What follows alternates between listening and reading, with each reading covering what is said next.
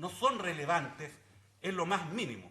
Y además, le cuento, su señoría, usted lo sabe mejor que yo, en muchas oportunidades se decreta prisión preventiva aun cuando el Ministerio Público no lo solicita.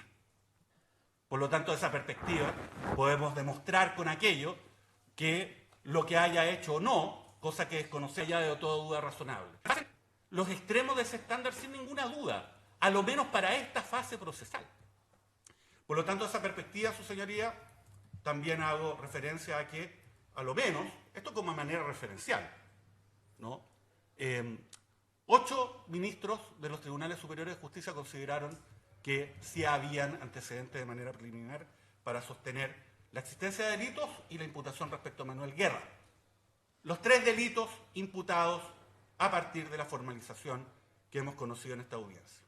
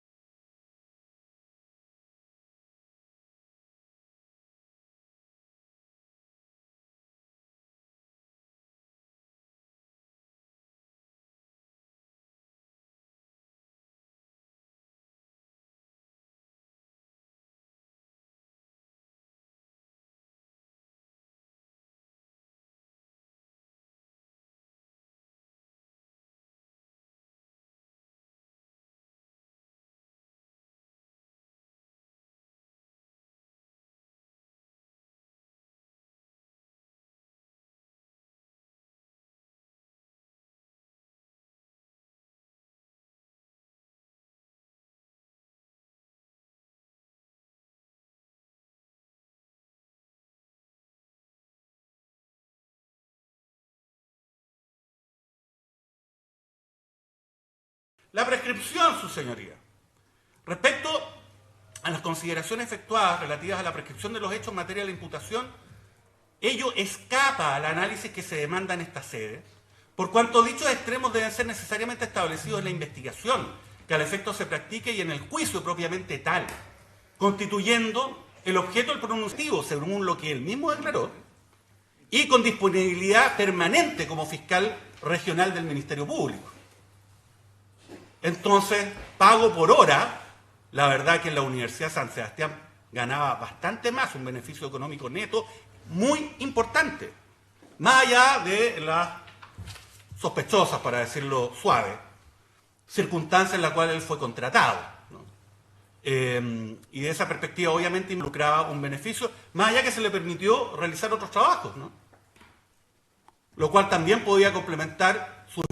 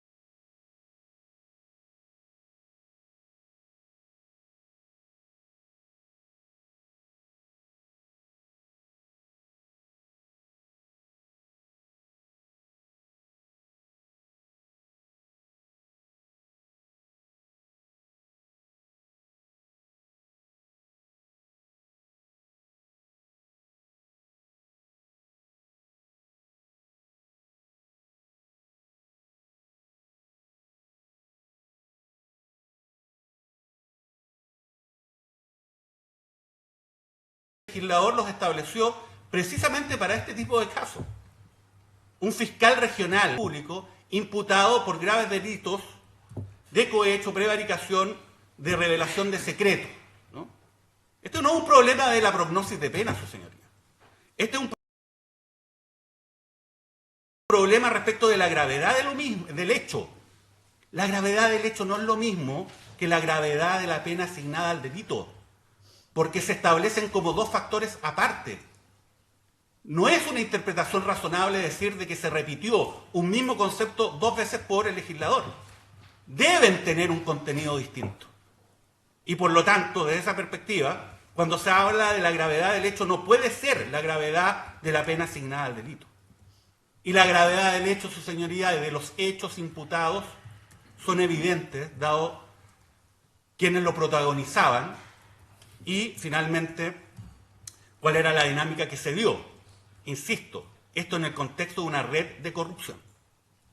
El número de delitos imputados, nada se dice por parte de la defensa, otro factor. Cada uno de estos factores, su señoría, y usted lo sabe mejor que yo, uno de estos factores puede dar pie, solo uno, para que se considere de que hay un peligro para la seguridad de la sociedad, como fundamento de necesidad de cautela para decretar la prisión preventiva. No se requiere de dos o más, basta con uno. Número de delitos imputados, nada se dijo. El carácter de los mismos, claro que no se dice nada, pues, su señoría.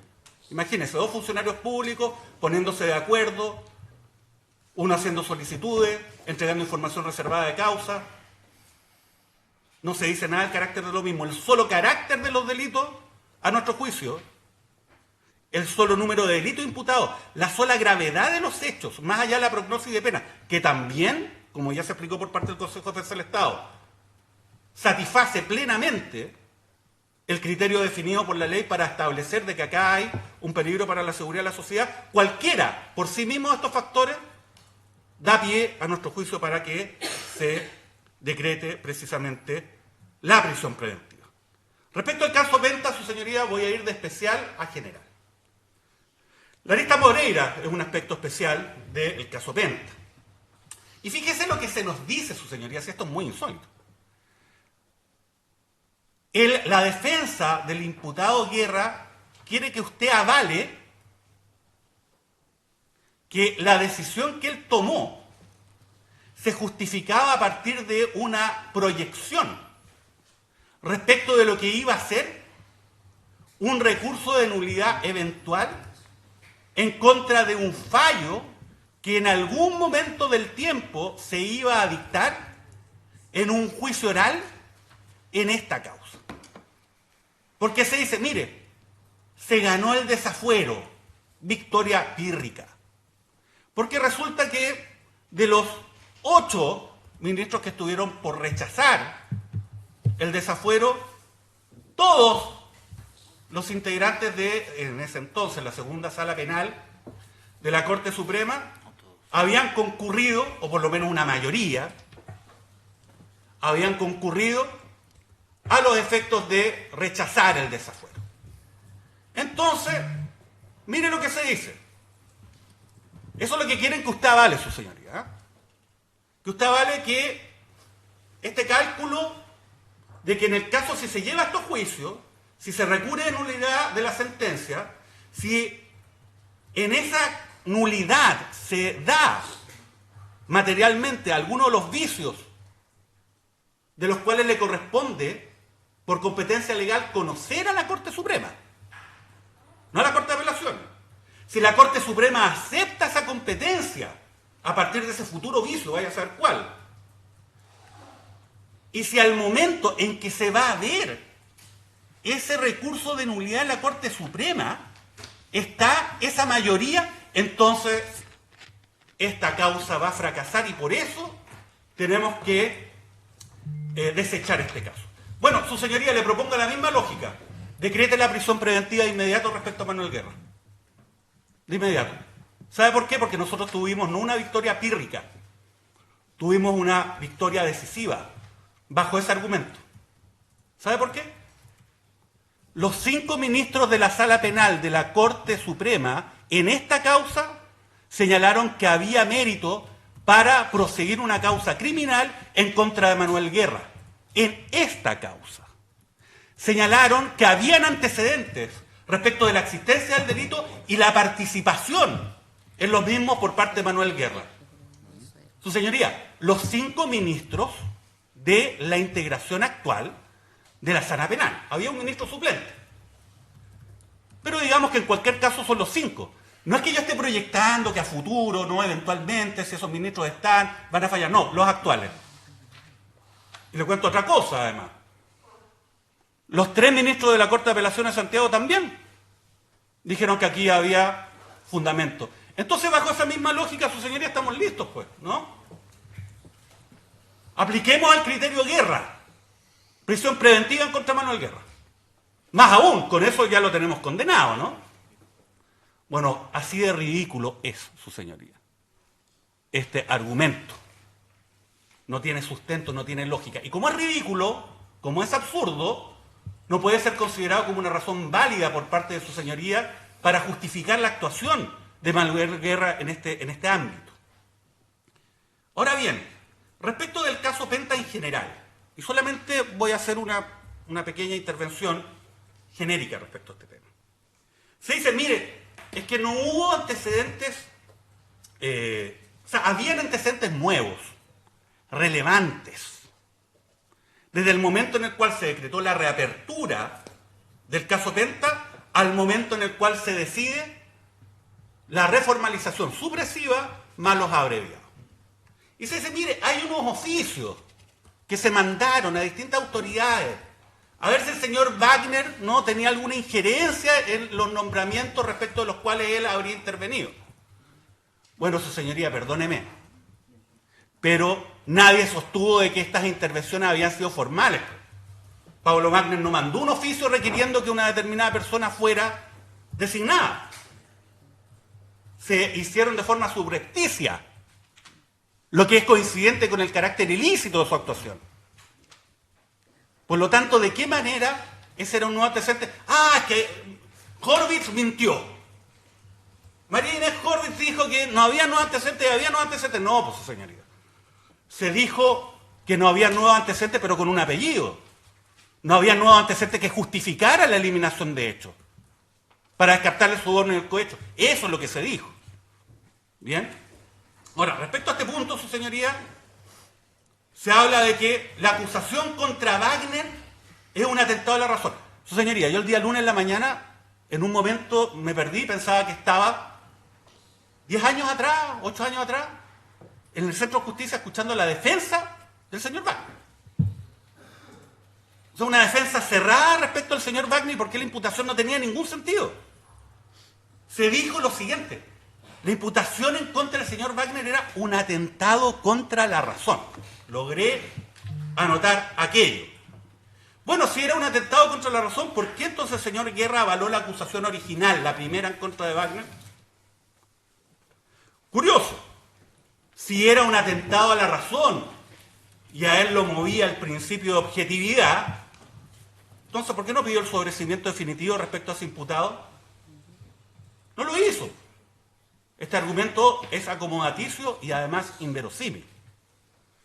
Se dice: la imputación del caso Penta de cohecho, débil probatoriamente y jurídicamente, y se sostiene que aún si se hubiese mantenido, esto es realmente notable, si se hubiese mantenido la formalización de hechos relativos a actos formales del cargo, eliminado en la reformalización supresiva, fíjese lo que dijeron: igualmente la acusación del Consejo de Defensa del Estado y el querellante Fundación Ciudadano Inteligente, a quien yo representaba, habría fracasado. De nuevo, su señoría, estas especulaciones. Pero yo me pregunto, si era realmente así, si hubiese fracasado, entonces ¿por qué eliminó los hechos y nos impidió a nosotros acusar particularmente? Si igual hubiese fracasado. Hay que recordar en este caso que el señor Guerra era fiscal del Ministerio Público. Él tenía que definir cuál era la actuación de ese órgano del Estado en relación a ese proceso penal. Ese era su rol. ¿Cuál iba a ser la intervención del Ministerio Público? Nada más. Pero el señor Guerra excedió ese ámbito y en un punto se transformó de fiscal regional metropolitano Oriente del Ministerio Público en abogado de los imputados. ¿Y por qué digo esto? Porque él no solamente con su actuación garantizó lo que le correspondía. Si él tenía la convicción de que acá el Ministerio Público no tenía mucho más que hacer, porque la imputación no tenía fundamento, no tenía sentido, bueno, entonces, ¿qué es lo que hace su señoría, un fiscal habitualmente? Decisión de no perseverar o sobresee. ¿Con eso se acaba la intervención del Ministerio Público? Acá no. Él fue más allá. Realizó una actuación que impedía la persecución penal respecto de los imputados. ¿Y ese es un interés del Ministerio Público? No, pues su señoría, ese es un interés de la defensa de los imputados y de los imputados. Porque además acá hay algo bastante singular, porque se dice, mire, sabe que esta gente reclama, ¿no? Y sus reclamaciones son absurdas, porque ellos lo que pretendían era que nosotros decretáramos una decisión de no perseverar respecto de hechos eliminados. ¿Dónde se ha visto eso? No, su señoría. El punto no es la decisión de no perseverar respecto de hechos eliminados, el punto son los hechos eliminados. Ese es nuestro cuestionamiento. Nuestro cuestionamiento es que eliminaron hechos y que estaban asentados en la primera formalización. Y esa reformalización supresiva, su señoría, excedió en la práctica, bajo las circunstancias concretas del caso específico, la actuación propia de un fiscal del Ministerio Público, ¿no? Ah, bueno, no reclamaron. Claro que reclamamos, por su señoría, ¿no? Claro, no se querellaron por los delitos que se están querellando ahora. No, porque no sabíamos de los contactos ilícitos que tenía con Luis Hermosilla. No lo sabíamos, lo descubrimos ahora. Y cuando se supo, se entendió de que esto no era una conducta extraña, singular del Ministerio Público. Esto es decir, ya, mire, el Ministerio Público no quiere seguir con el caso, que ya no estamos de acuerdo. Pues no se trata de no estar de acuerdo. Claro que no estamos de acuerdo, pero la Fiscalía puede decir, mire, de esta formalización yo no sigo, DNP sobreseimiento definitivo. No, acá se hicieron actuaciones para excluirnos, para garantizar impunidad a los imputados. Se dirá, pero igual iban a fracasar. ¿Cómo lo sabe? La misma bola de cristal que tenía para señalar quiénes iban a ser los ministros en una eventual nulidad que se iba a dar en la Corte Suprema. Si finalmente, su señoría, no se puede actuar racionalmente como el jugador de casino en una mesa de blackjack, que cuenta cartas. De hecho, es peor, porque contar cartas funciona, por eso está prohibido. En este caso, ni eso. Por lo tanto, desde esa perspectiva es inverosímil lo que se ha señalado respecto de ese ámbito. Se dice, mire, ¿sabe qué? Los tribunales de justicia avalaron nuestra postura. El juez Daniel Aravena nos dijo, mire, sí, nosotros avalamos lo que hace el Ministerio Público, después la Ilustrísima Corte de Apelaciones lo avaló. Su señoría, ese argumento debe ser desechado de una manera clara. Porque lo que dijeron los tribunales de justicia no fue que la supresión, la formalización supresiva de Manuel Guerra tuviera un mérito.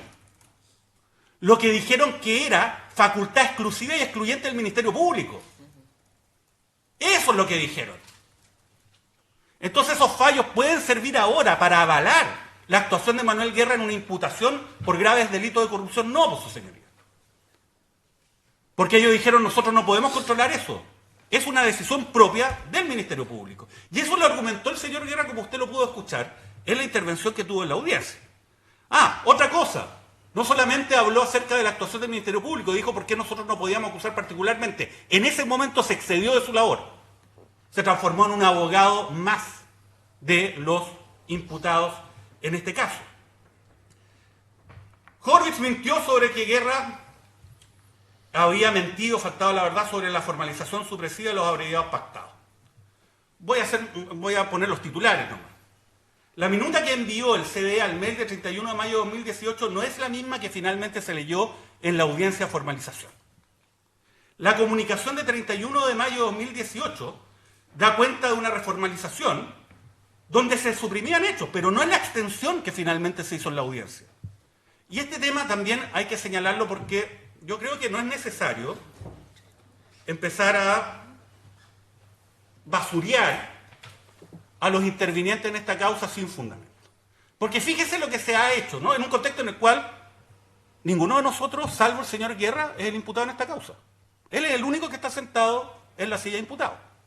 Pero solamente aclaro, la decisión del Consejo de fecha 26 de junio de 2018, la tengo acá, la pueden ver, su señoría está, entiendo, acompañada. Sí, se va a presentar. Oponerse a la proposición de realización de juicio abreviado anunciada por el Ministerio Público respecto a los señores Carlos Delano, Carlos Lavín y Pablo Wagner, querellados en la investigación conocida como caso Penta, RU 1400637392-6 de la Fiscalía Regional Metropolitana Oriente, por ser improcedente eliminar los hechos que sustentan la calificación de los delitos de cohecho y soborno. Consecuencialmente, ejercer los recursos que se correspondan en el evento de no acogerse la señalada oposición. Repito, oponerse a la proposición de realización de juicio abreviado. Esa es la instrucción. La instrucción no es oponerse a la reformalización del Ministerio Público. Esa no es la instrucción, su señoría. Y sabe que tiene alguna lógica, ¿no? Porque tal como lo dijeron el juez Daniel Aravena, tal como lo dijeron la Corte de Apelaciones de Santiago, al conocer los recursos que se opusieron en relación a las decisiones adoptadas en ese contexto, claro que no pueden oponerse, pues es un acto propio del Ministerio Público. ¿Y qué es lo que hizo la abogada Horvitz? Se opuso al abreviado. Y vaya que se opuso al abreviado. Yo también me opuse, ¿eh? Quiero decir que yo como querellante ciudadano inteligente ni siquiera estoy en la discusión, porque ¿sabe qué? A mí ni siquiera me informaron de nada de esto. A mí sí que no me mandaron un correo, nada. Yo me enteré en la audiencia. Literal. Ahora, desde esa perspectiva, su señoría, para poder profundizar esto, tenemos un cuadro que se va a mostrar ahora y que va a ser explicado por mi colega Horvitz en lo que nos queda de tiempo asignado. A ver si alcanzo a ver.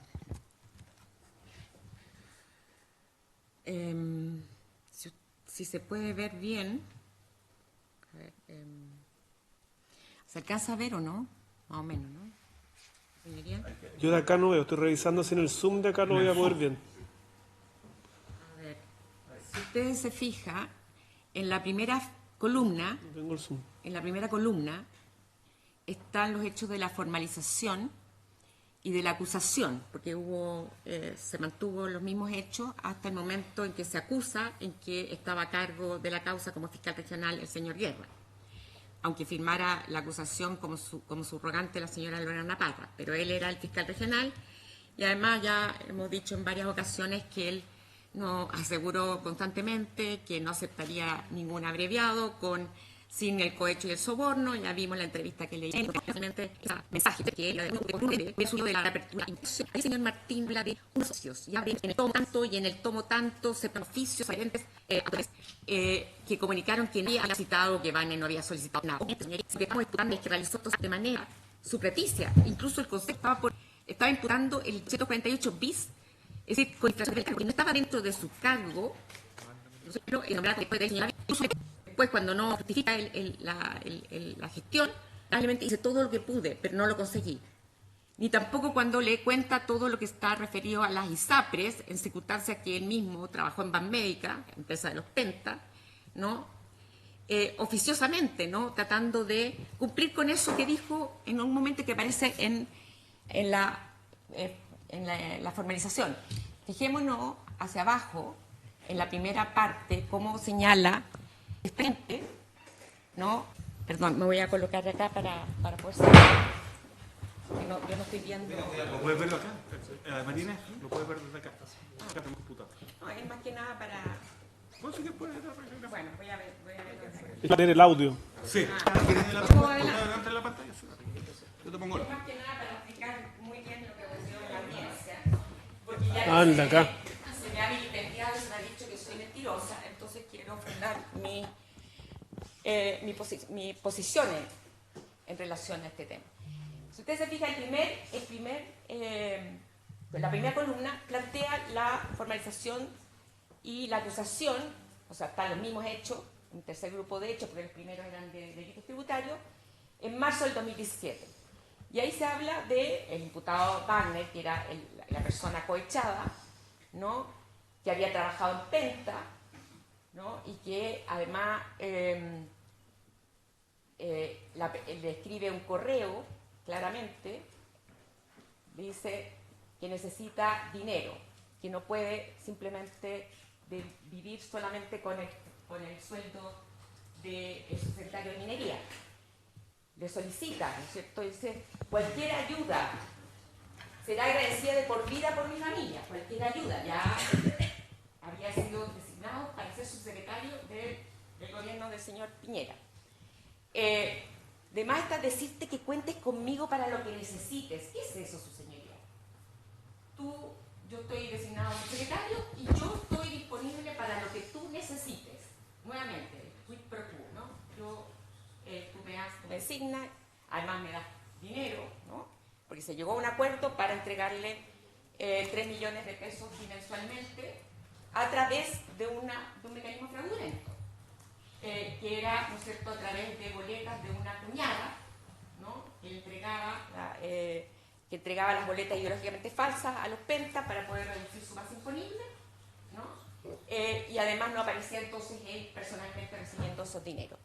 Todo esto fue eliminado, su señoría, pero eliminado en la última.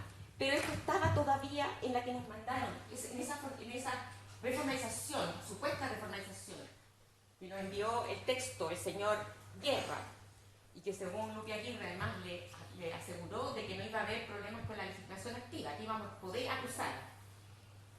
Se plantea entonces, ¿qué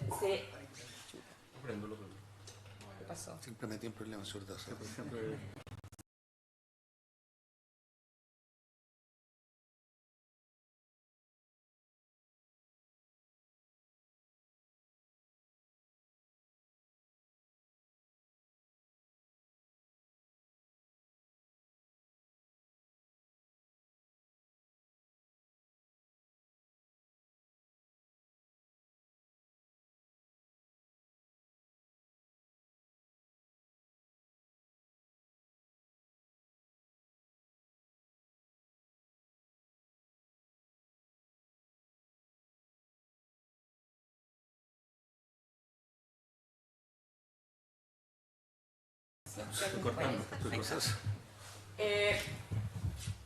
Si se fija, ya se empieza a, de alguna manera, eliminar la existencia o la nominación de Lavín y de Delano, o Lavín en este caso, pero esto estaba, lo que pasa es que está aquí borrado. O sea, esto era, ¿no? Incluso con la solicitud, estaba en la reformalización que mandó Guerra al Consejo.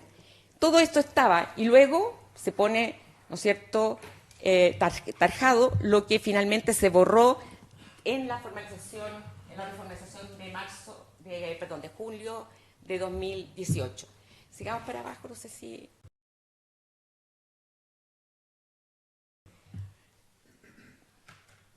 Todo esto, ¿no es cierto?, se elimina y se deja simplemente, primero, lo llamativo es que dejan finalmente como quien entregó el beneficio económico el gerente general de Penta, Hugo Bravo, que a esa época se encontraba fallecido. Interesante finalmente imputar de toda la responsabilidad a una persona muerta, ¿no? Pero se saca y se habla de uno de los controladores de Penta, no obstante estaba perfectamente identificado, ese señor, que estaba en los correos. Uno de los controladores de Penta. Todo esto claramente, primero para decir de que, no obstante que se entregó los dineros por los Penta, y eso está absolutamente claro, aparece como un beneficio incausado, o sea, mera beneficencia hacia este señor Wagner, que sin embargo, y sigamos para abajo, por favor, Pedro, ¿qué es lo que decía y que era la razón por la cual nosotros nos creíamos y queríamos acusar particularmente? Porque nosotros consideramos que los actos, que para nosotros eran actos con infracción a la ley del cargo, pero para el fiscal, para los fiscales era el cohecho del 248, o sea, haber realizado actos propios del cargo. Podríamos, están los actos propios del cargo, creo que en alguna parte está abajo. Aquí están todas las boletas, ¿no? Ya, y aquí, ojo, perdón, no, aquí donde dice Dominga. Dice, durante el periodo señalado que todo esto fue eliminado, porque según el señor Guerra, ahora, de repente, no obstante que nunca planteó en ninguna parte, ni siquiera en la audiencia de reformalización, porque había cambiado de opinión. No habla de me convencí porque en la reapertura surgieron tal y cual antecedentes, incluso en los correos que le manda Marta Herrera, ¿no? Le dice que el tema era que no quería que fuera delictivo ese hecho. Ya no era un problema probatorio, no era un hecho delictivo. Algo que para él era totalmente claro como cohecho, justamente y coincidentemente con la fecha en que ya se empieza a comunicar con Hermosilla, ahora empiezan a no ser delictivo. ¿Ah? Y por lo tanto es muy importante decir algo que voy a referirme en relación a Dominga. ¿Por qué? Porque después se supo, como ya sabemos, que a fines del 2009 la familia de Piñera, del expresidente Piñera, le vendió a fines del 2009, cuando ya era electo, era presidente electo, Piñera le vendió a Carlos Delano la minera Dominga. O sea, eso era algo que nosotros no sabíamos, porque ese dato, que paralelamente era un dato, un antecedente que llevaba el propio Guerra en la causa de Carlos Dominga, o sea, él mismo tenía ese antecedente cuando decide eliminar el cohecho de soborno.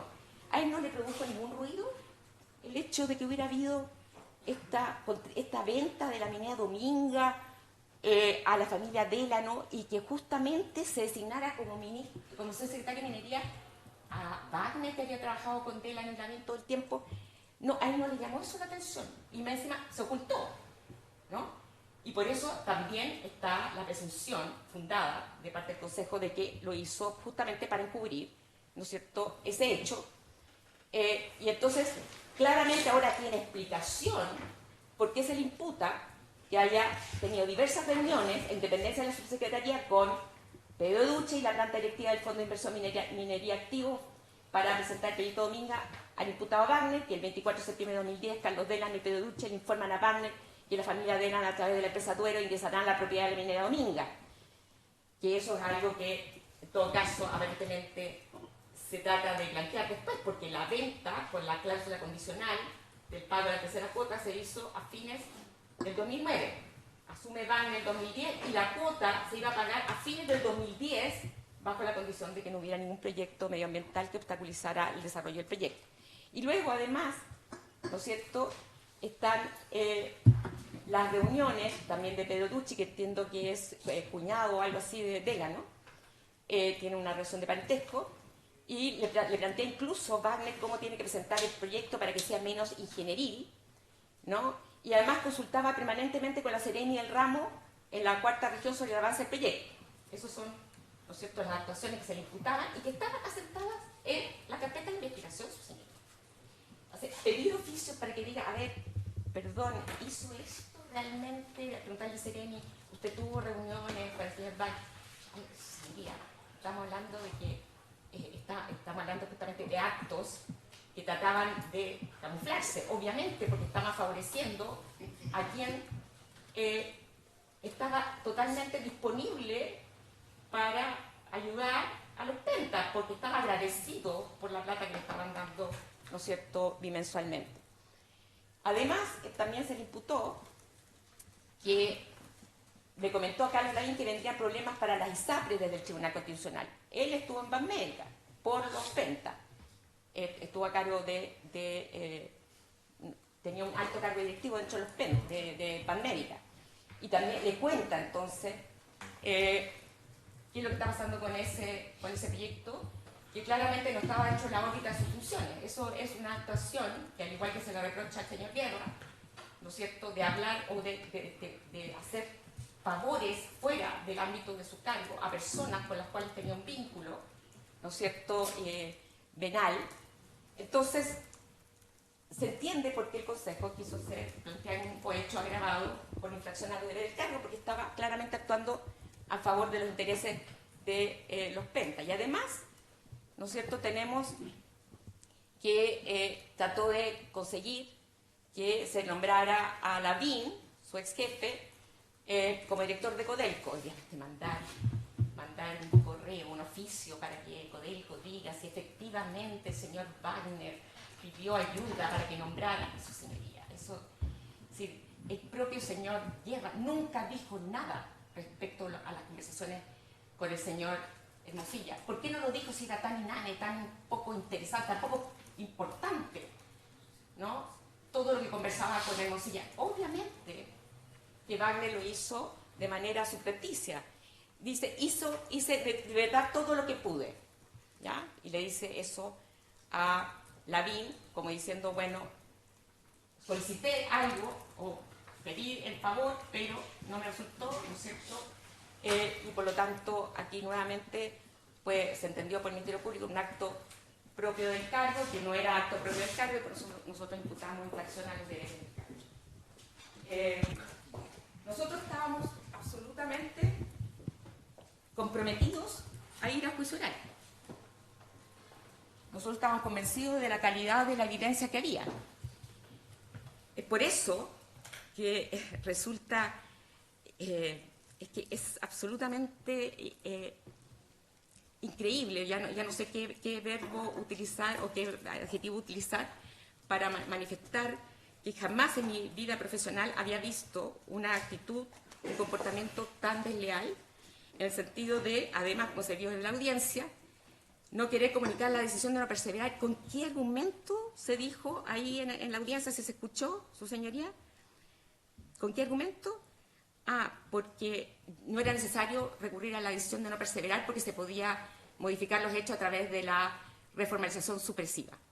Pero, su señoría, él no puede hacer lo que se le da la gana como fiscal del caso. Él está sometido al principio de legalidad. Tenía, ¿no es cierto?, no solamente está la norma del artículo 83 de la Constitución que da al querellante o a la víctima el mismo estatus prácticamente que al Ministerio Público, sino que se establecen varios controles importantes respecto de los fiscales, que tienen mucha discrecionalidad, como es el control negativo de la acusación, que es el forzamiento de la acusación, perdón, el control positivo de la acusación, que es el forzamiento de la acusación, y la acusación particular. Esos son instituciones que se ocupan en el derecho comparado, que se emplean justamente, sobre todo cuando los fiscales tienen demasiada discrecionalidad. Él era titular, claro, efectivamente titular de la acción penal pública, en el sentido de tenía, ¿no es cierto?, atribuciones para formalizar y reformalizar, pero ojo, teniendo muy en claro que al momento en que se realizó esta reformalización, y lo dije ya en esa audiencia, no existía la institución de la reformalización. Recién se introdujo el año 2024 en forma clara respecto a la posibilidad de modificar, precisar y extender a otros hechos la imputación. Bajo ningún punto de vista suprimir, y menos respecto de hechos que estaban asentados plenamente en los antecedentes de la carpeta investigativa. Estaban los correos entre Wagner y los Penta. Estaban los correos en que se agradecía, ¿no es cierto?, o que se decía que se hizo todo lo que se pudo para obtener que fuera director de Codelco, y con eso basta, su señoría. Con eso basta para que se haya una infracción del deber del cargo. Nada más que eso. Entonces, ya lo dijo mi colega, no lo voy a repetir, simplemente volver a señalar, porque ya lo he dicho en toda esta audiencia, de que si realmente consideraba que no había debilidad probatoria, su señoría tuvo que haber adoptado una decisión. Y el señor Martín se equivoca cuando dice: yo no puedo decidir, comunicar una decisión de tercera respecto de hechos que han sido eliminados. No, pues señor. No, está equivocado el señor Martín. No sé qué manual habrá revisado. Está equivocado. Justamente lo que debió haber hecho el señor Guerra es primero tomar una decisión respecto a sus hechos que él no quería seguir adelante porque los consideraba probatoriamente débiles. Eso lo debía haber hecho antes. Nosotros no podíamos oponernos a la reformalización. Eso también lo debe saber el señor Martín, que ha sido defensor, que como la formalización es una comunicación y garantista hacia el imputado, no cabe oponerse a ella. Entonces, lo que estábamos esperando, justamente, y se nos impidió, porque todo esto estaba totalmente coordinado con la defensa de los señores Lavín y Delano, era excluirnos inmediatamente, para que no tuviéramos ni una posibilidad de actuar, ninguna. Y eso aparece muy claro si uno ve todo el video de la audiencia, queda muy claro que... Y con relación a esa burda interpretación que yo habría hecho, y yo me alegro que el señor Martín tenga un acervo dogmático más intenso que el mío, porque alude como argumento de que no existe ningún manual. Hay montones de interpretaciones, su señoría, de las normas que no están en los manuales. Podría citar muchas, pero lo que importa aquí es que el propio voto disidente del señor Cepeda en el recurso de apelación de Wagner, que fue el voto que no se leyó por el señor Martín, se leyó solamente el voto de mayoría. ¿Qué es lo que dice el voto disidente del señor Cepeda, actual ministro de la Corte Suprema? Se leyó, como digo, el voto de mayoría. El voto de minoría dice: acordaba con el voto en contra del ministro señor Cepeda, quien estuvo por acoger las apelaciones y revocar la sentencia en alzada, dejándola sin efecto, y disponer que el juez inhabilitado competente continúe con la tramitación del proceso en virtud de los siguientes fundamentos. Y me parecen demasiado importantes, me permite su señoría. Adelante. Primero, que de acuerdo a los antecedentes obtenidos del sistema electrónico de causas, de los registros de las actuaciones en audiencias del proceso y de los relacionados por las partes en estrado, se verifica que, formalizada y reformalizada la investigación en contra de los imputados en audiencias de 4 de marzo del 2015 y 1 de marzo del 2017, ello todo se mantuvo al acusarlos con fecha 14 de marzo de 2017 y se alteró en las audiencias iniciadas el 3 de julio de 2018, en las que el Ministerio Público reformaliza, entre comillas, a los imputados, exclusivamente eliminando hechos y cargos de las formalizaciones anteriores. Esto es, solo indicando qué hechos determinados ahora se debían omitir, sin dar otra razón, efectivamente, sin dar ninguna razón. Además, en la continuación de esta audiencia, el Ministerio Público adecuó el procedimiento dentro del contexto de un proceso abreviado convenido con la defensa y conforme a su reformalización, entre comillas, de los hechos, formula verbalmente acusación únicamente respecto de estos. Segundo, que el Ministerio Público, con tal actividad intempestiva, dejó al margen los derechos que le asistían a los querellantes al haber ejercido la acción penal, en especial los contemplados en el artículo 407 del Código Procesal Penal, esto es, ya sea vinculados al artículo 248 y siguientes, o acerca de la tramitación de la causa conforme a las reglas de procedimiento abreviado. El de poder formular acusación verbalmente, si no se hubiera deducido, y también el derecho de oposición concreta al querellante al procedimiento abreviado del artículo 408, todos los artículos de ese mismo cuerpo legal. Tercero, que en efecto el nuevo sistema procesal penal acusatorio está amparado en el principio de igualdad que obliga al organismo de persecución y al tribunal a hacer efectiva la igualdad de quienes intervienen como sujetos del proceso en todas las actuaciones, en cualquiera de las etapas de este. El que contiene en su ejercicio el de la lealtad, que obliga a todas las partes a obrar en todas sus actuaciones con absoluta lealtad y buena fe. Y el de controversia o contradicción, en cuanto todos los intervinientes tienen el derecho de controvertir las pretensiones y las pruebas, así como intervenir en su formación.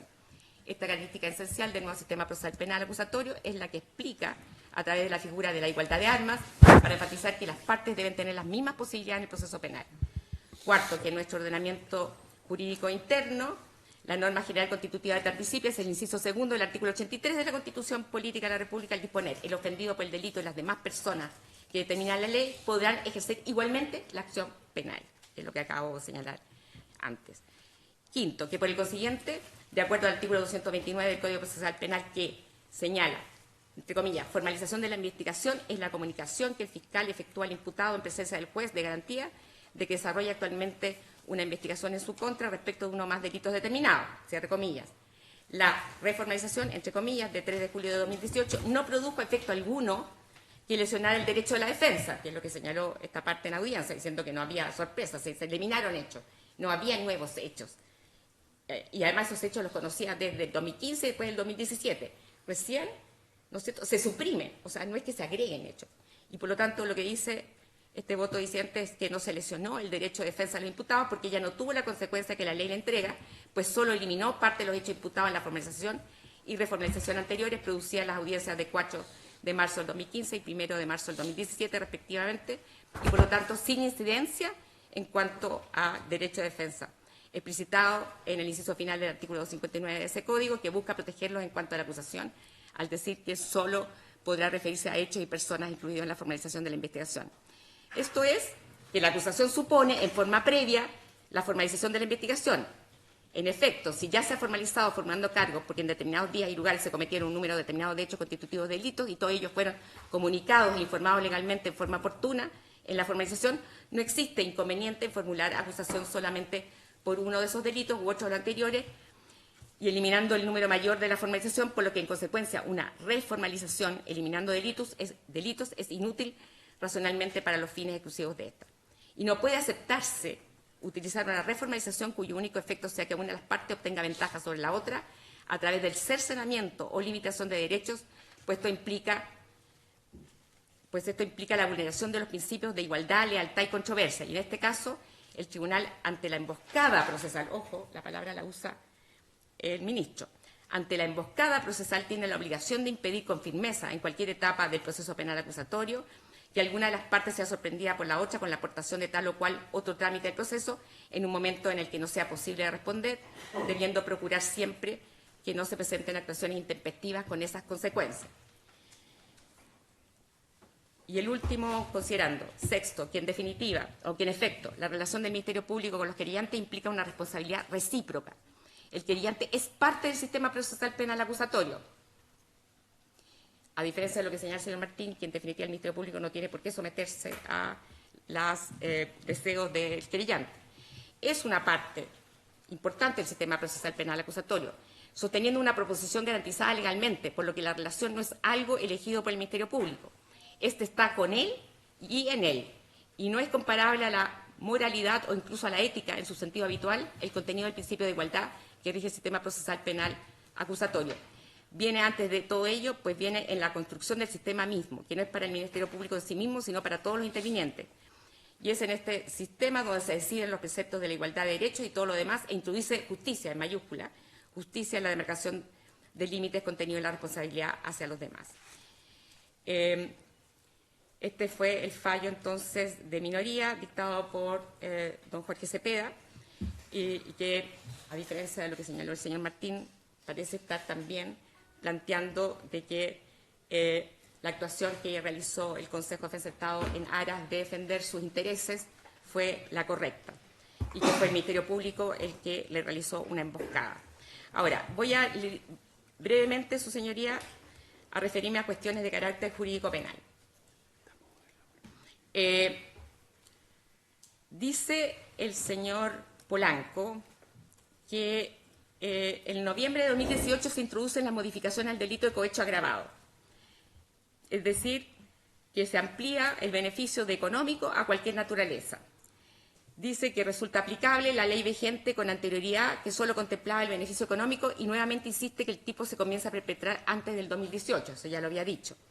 Su señoría, repito y voy a citar también alguna doctrina. El delito, el verbo rector es solicitar en este caso, es el que le estamos imputando, solicitar un beneficio. Esas solicitudes, todas esas solicitudes se realizaron después de que entrara en vigencia la ley 21.121. El propio señor Polanco reconoce que cuando cita a Matus, sobre la vinculación subjetiva como delito de tendencia entre la infracción de los deberes de cargo y las solicitudes. ¿Por qué?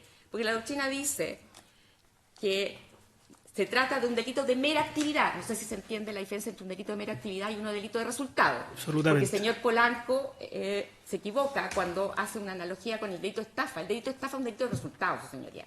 Evidentemente comienza con un engaño, ¿no? Y una serie de otros requisitos que están causalmente vinculados hasta llegar al perjuicio. Es posible realizar un engaño que no lleve al perjuicio y que quede, ¿no es cierto?, en una etapa de delitos crímenes sin realizar.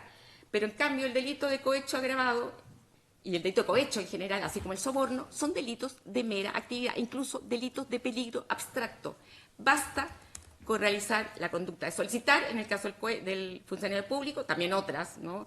Aceptar recibir, o el sobornante ofrecer o aceptar dar, ¿no? Eso es lo que determina el momento de la consumación del delito, de un delito de mera actividad. Pensemos cuál sería el argumento, porque el mismo señor Polanco dice que, Matus dice que tiene que haber esta vinculación subjetiva. Es decir, que la infracción de los deberes del cargo sea la causa, motivo de la solicitud. Es decir, no puede ser cualquiera solicitud, sino que una solicitud que tenga como precedente, como causa, el haber infringido previamente los deberes del cargo. Y esto es tan así que respecto del cohecho antecedente, queda tan claro que incluso ahí se plantea solicitar un beneficio económico o de otra naturaleza para infringir los deberes del cargo. Es prospectiva, es hacia futuro. Ahí está claro que ni siquiera se necesita infringir los deberes del cargo, porque lo que hay que probar es que se solicitó el beneficio económico o de otra naturaleza, para sí o para un tercero, es justamente los típicos delitos de intención trascendente o que tienen un elemento subjetivo de intención trascendente, ¿no es cierto?, que anticipan la consumación del hecho y no requieren, ¿no?, que se produzca, ¿no es cierto?, la infracción al deber del cargo. En este caso es más fácil aún, porque basta con que yo haya, unilateralmente haber infringido deber del cargo con el propósito de luego efectuar una solicitud, ¿no?, que no necesariamente puede estar de acuerdo el sobornante o el que acepte finalmente la solicitud, y por lo tanto no puede hablarse de la aplicación del Código Penal en su versión anterior al noviembre del 2018. Es totalmente erróneo lo que señala el señor Polanco, y eso obviamente es un tema de aplicación temporal de la ley penal, ¿no?, pero que, como todo el mundo sabe, las consumaciones dependen de la naturaleza y características del delito, según sea un delito de mera actividad o delito de resultado. La discusión que trae a colación de Van Bessel, obviamente, no resulta aplicable por lo ya señalado. ¿Qué es lo que dice el profesor Mañalich? En su artículo bastante difundido y citado, el cohecho como propuesta o aceptación de una donación remuneratoria, en el mismo como autor, en el libro Estudios sobre la parte especial del derecho penal, Thomson Reuters, Santiago, páginas 403 y siguiente. Y entonces dice, así es claro que el solo hecho de que el funcionario solicite a alguna persona que ésta le haga llegar verbigracia una suma de dinero a cambio de la ejecución de un acto propio del cargo del primero, bastará para que se configure un cohecho imputable al funcionario sin que eso suponga que la otra persona en efecto llegue a consentir, ¿no es cierto? Ya además, porque ya no es bilateral, es unilateral, ni siquiera es necesario que consienta. Y desde luego, tampoco es necesario que reciba el beneficio.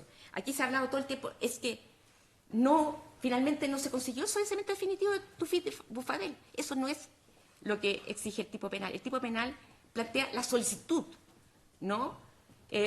Pidiendo para un tercero un beneficio que finalmente no se logró concretar, pero que lo solicitó. No exige el tipo penal que se haya recibido el beneficio. Eso es algo que no hay duda. Toda la doctrina está de acuerdo. Oliver, Artaza, etcétera. No hay nadie que diga lo contrario. Y es claro también, al revés, que el solo hecho de que alguna persona ofrezca hacer llegar una suma de dinero a un funcionario a cambio de la ejecución por parte de un acto propio de su cargo bastará para que aquella persona se convierta en autora de soborno, sin que eso suponga que el funcionario en efecto haya llegado a aceptar recibir la suma que le fuera ofrecida. Dice el profesor Mañalich, en los términos de la metáfora contractual, ello quiere decir que el beneficio solicitado o aceptado por el funcionario debe aparecer teniendo como causa, todo lo que estamos señalando, el elemento, la vinculación subjetiva. Si yo no puedo pedir un beneficio que eventualmente sea lícito, que no lo haga en razón de mi cargo, ¿no? Yo simplemente soy vecina de una persona, no soy funcionario público, pero en momentos de esparcimiento en mi casa como particular le pido al de al lado que me preste, ¿no es cierto?, un descorchador porque no tengo para abrir una botella de vino. Obviamente no estoy actuando como funcionario público. Le estoy pidiendo algo, pero eso no tiene relevancia típica. ¿Por qué? Porque tiene que ser que se responda como causa el haber infringido deberes del cargo, ¿no? Y esto es lo que se da, además, claramente. Aquí se dice, pero ¿qué otro propósito podría haber tenido? Ya lo dijeron todos los querellantes. ¿Qué finalidad podía tener después de todos los chats y lo que se ha leído, los vínculos con el señor Hermosilla y todas las peticiones que claramente son solicitudes, su señoría, desde punto de vista, de cualquier punto de vista, que no tiene que ser expreso ni en forma explícita? ¿Qué es lo que le está transmitiendo? Estamos en un acto de habla en la que le dice, ¿hay alguna posibilidad, alguien que tiene vínculos con aquel que puede decidir de ser consejero del Consejo de Defensa del Estado? ¿Hay alguna posibilidad de trabajar en tu oficina? De hecho, el propio Hermosilla le dice, sí, por supuesto, ahora mismo. La Universidad de San Sebastián, ya lo hemos dicho, no hay ninguna explicación para que se le contratara de la forma en que se hizo, sino porque no todos los delitos se pueden probar con fotografía, ni con escuchas telefónicas, ni en forma totalmente no ambigua, ¿no? Sino que tiene que hacerse a través de inferencias probatorias, que es lo que dice el profesor Héctor Hernández en un artículo justamente sobre los problemas probatorios que plantea el delito de cohecho.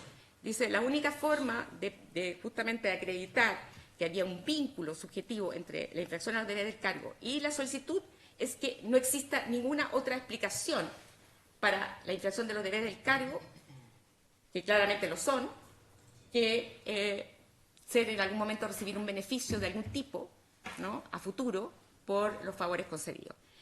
Por lo tanto, su señoría, y con respecto ya simplemente a lo que señalé ya antes en la primera parte de esta audiencia, y lo repito, porque se han centrado mucho en el delito de violación de secretos, en el delito de prevaricación, y diciendo que están prescritos.